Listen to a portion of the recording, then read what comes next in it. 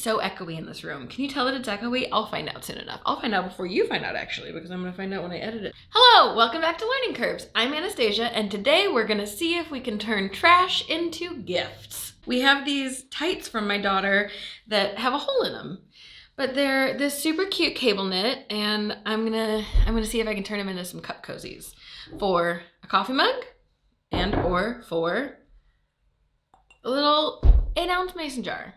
I often make things and send them in these 8-ounce jars. I think it'd be cute around Christmas to give them a little sweater.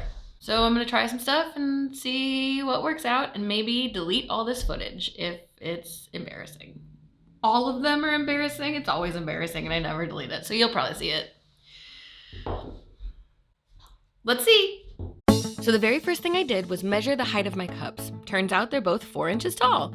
Why did I do it upside down on the mat? I don't know. Next, I had to decide how I wanted to cut it. I knew I wanted the cup things to fit in the stocking the way that a leg would fit in it, so that the stocking went seamlessly around the cup. I also knew that the heel would kind of throw a wrench in things, so I decided to start on the stocking leg that had the hole in it, and I cut just above the heel bend so that everything above my cut would be sort of seamless, and I'd figure out what to do with the bottom piece. Then I measured about 4.5 inches up from that, because remember, both my vessels are 4 inches tall. I wanted the maximum height to play with, but I also wanted a little seam allowance, so 4.5 inches. I tried my 2 cut pieces on the mug and the mason jar. The longer leg piece fit well on both of them, but when I saw how well the mason jar fit in the foot piece, I knew I wanted those two to go together. I wasn't sure how I was going to finish the top edge, but I knew I wanted to cut off the excess material at the heel bend to give me a straight edge to work with. Also, this piece was shorter than I wanted it to be as is, so I definitely wanted to finish it using additional fabric as opposed to turning the edge under and stitching, so I decided to cut the remaining bit of stocking leg under the hole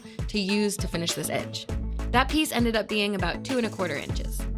So I took my coffee mug piece, I folded it in half so that there was a fold around what would be the width of the cup, and I used my rotary tool to cut up through that fold towards the top, but leaving each end piece together to give me a hole for the handle. Still kind of flying blind there, and I don't think I did this the best way possible. I still have the other leg intact, so I'd be super interested if anyone has any suggestions. Please put them in the comments, but this is just what I did for this one. So I decided to use the extra piece I had cut from just beneath the hole in the stocking to make kind of bias tape. Obviously it's not bias, but I would be folding it like double fold bias tape.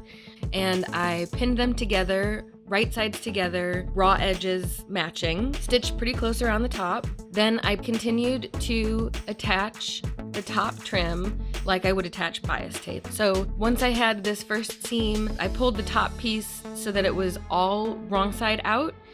Then I tucked the very top of that top piece down and then folded the entire thing down again so that I would have a fold that covered that first seam line I made, and I stitched in the ditch. I was able to stitch straight through that first seam that I had made on the front side, and because my fold had gone just past my seam on the other side, my needle was catching the fabric on the other side so that I was closing it up. And that's it. And look how cute it is! Little turtleneck for this jar.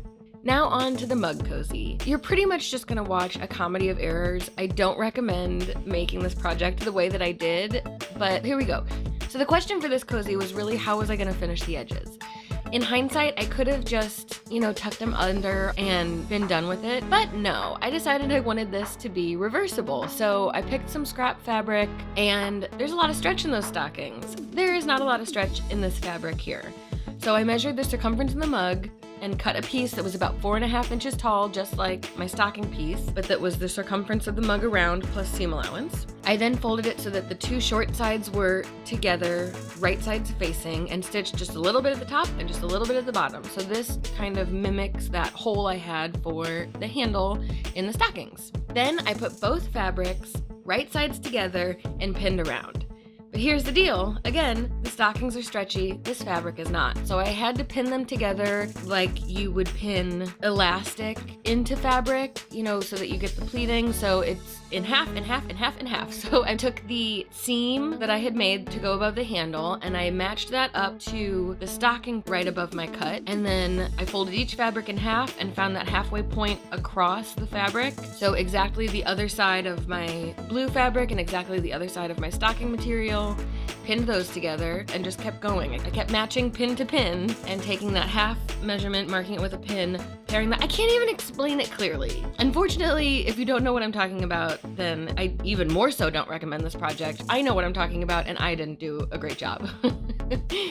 Yeah, anyway, essentially, I pinned it evenly all the way around, right sides together, stitched that, flipped it right side out, top stitched it there, and it was pretty cute, but that was the easiest part. And how long did it take me to explain that? It just got worse from there. So the next day, I pressed a crease into the blue fabric so that I would have my finished edge there, and I kind of finessed the stocking material around so that I would fold it under and feel with my fingers that the blue fabric and the stocking fabric were flush against each other so that I didn't have any wrinkles anywhere, which was really tough to tell because the blue fabric was all scrunched up inside of my stocking fabric, and had I flipped it around, it would have been the reverse situation with the stocking fabric being kind of scrunched up. It was a mess, guys.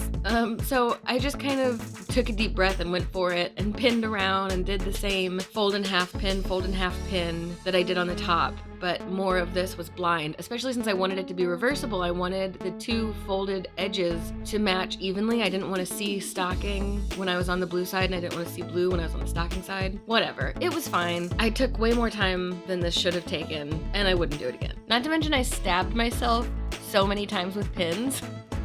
Next, I wanted to stitch around the handle opening so that I could tuck those raw edges of stocking under and have a finished edge there for the stockings. I had some nice finished right side material in there that you could see in the opening. I just needed to tuck the stocking under and stitch on top of that. That ended up still being pretty challenging. I overthought that also. Spent way too long pinning this, and the stitching, don't look closely at it, but it ended up working out better than I thought, and well, I'll let me tell you what I think. Oh, hi there. They're tights. They're too tights. So what do you think? Would you make them?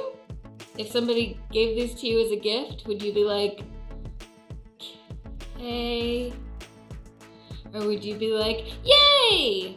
I don't know, I think these are cute. I think this one's pretty cute. I like that it's reversible. I think this guy is super cute. I love that he fits on the bottom, but the part that would go part that would go under her foot doesn't have the cable knit. It only is on the front. That would have been on top of her foot. So, I don't know. Plus, I think from this you can clearly tell that it was for feet, and I usually put edible gifts in my 8-ounce jars, so I don't really think you'd want to eat or drink something that is in something that had a foot in it, even if it's the cutest foot in the world. Moms. Yeah, let me know what you think, and if I know you, which I probably do because you're watching this video and nobody who doesn't know me watches these videos yet, then comment in the comments that you want them and they're yours. Either one, you can call dibs. That's it for this one. Thank you so much for watching. If you like this video, please like this video and please subscribe. Weirdest hands on the internet. I'll see you next time. Bye.